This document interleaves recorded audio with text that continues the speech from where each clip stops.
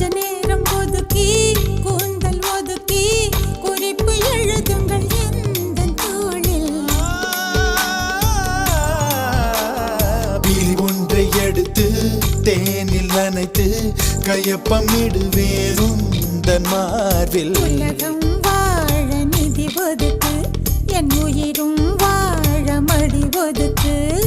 அரசன் வாழ விதி இருக்கு அதற்கு